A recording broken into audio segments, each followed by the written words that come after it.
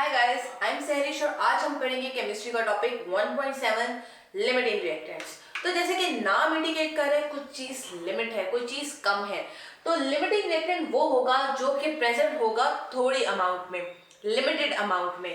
जैसा limited editions होते हैं उसी तरह ये हमारे लिमिटेड रिएक्शंस होंगे या रिएक्टेंट्स होंगे।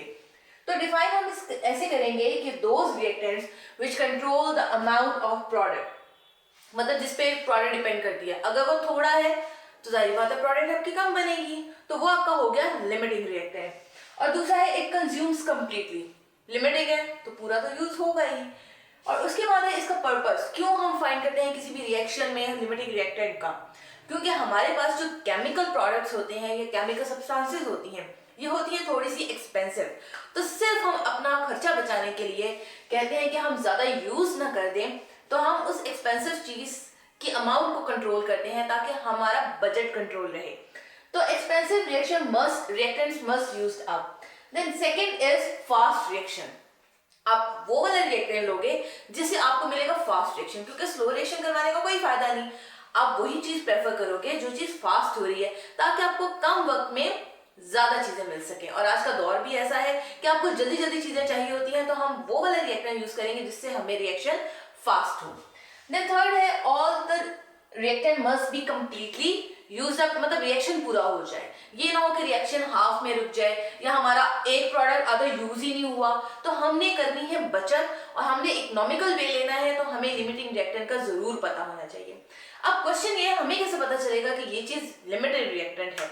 तो उसके लिए हम फॉलो करेंगे 3 बेसिक स्टेप्स। तो आपका आइडेंटिफिकेशन स्टेप्स में स्टेप नंबर 1 है you should find the moles of reactant. सबसे पहले अगर आपको फॉर एग्जांपल मैं कहती हूँ, अच्छा आपके पास 100 क्यूबिक सेंटीमीटर हाइड्रोजन है या 100 क्यूबिक सेंटीमीटर ऑक्सीजन है, तो इन दोनों का रिएक्शन करवाओ और पता लगाओ कितना प्रोडक्ट बन है। तो आपने सबसे पहले जो आपको वॉल्यूम गिवन है, या कभी कभार आपको मैथ भी गिवन हो जाएगा, अच्छा ये लो 80 ग्राम सोडियम ले लो और 50 क्यूबिक सेंटीमीटर आप क्लोरीन ले लो, दोनों का रिएक्शन करवाओ, सोडियम क्लोराइड प्रोड्यूस करवाओ। तो अगर आपको मैथ दिया जाए या वॉल्यूम दिया जाए, आपको फर्स्ट स्टेप क्या होना चाहिए? आपने फाइंड करने हैं मोल्स, चाहे वो मैथ की फॉर्म में चाहे वो हो वॉल्यूम की फॉर्म में। The next is find the number of moles of product. अब it depend upon balanced chemical equation। कैसे? For example, अगर मैं हाइड्रोजन लिखती हूँ H2 plus O2 will give us H2O, then this is not balanced at all। क्योंकि अगर आप reaction के रिएक्टेंट देखो तो ऑक्सीजन के 2 एटम हैं, जबकि प्रोडक्ट में ऑक्सीजन का 1 एटम है। तो सबसे पहले हम करेंगे अपनी इक्वेशन को बैलेंस। तो यहाँ पे भी आएगा 2 और यहाँ पे भी आएगा 2। तो अब आप इसकी रेशो देखो, अगर आप हाइड्रोजन और वाटर की रेशो देखो तो ये बनेगी 1:1, क्योंकि 2:2 को आप सिंप्लीफाई करोगे 1:1 बन जाएगी। लेकिन इसी के ऑपोजिट अगर आप ऑक्सीजन और वाटर को देखो तो ये आपके पास बनेगी 1:2, मतलब एक ऑक्सीजन के मॉलिक्यूल में आपको वाटर के 2 मॉलिक्यूल मिलेंगे। तो आपने क्या करना है, आपने बैलेंस केमिकल इक्वेशन को मद्देनजर रखते हुए बताना है कि अच्छा अगर इसका 1 मोल है तो इसके 2 बन रहे हैं, अगर ऑक्सीजन के 2 मोल है तो जाहिर बात है वाटर के 4 बनेंगे, दुगने हो जाएगी, हर चीज दुगनी हो जाएगी।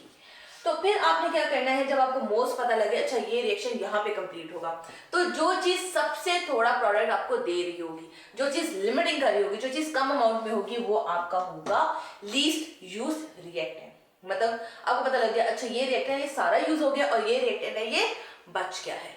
तो इस तरह से आपको पता लगेगा कि आपका लिमिटिंग रिएक्टेंट कौन सा है। एग्जाम्पल क्वेश्चंस के लिए हमारी नेक्स्ट वीडियो देखें।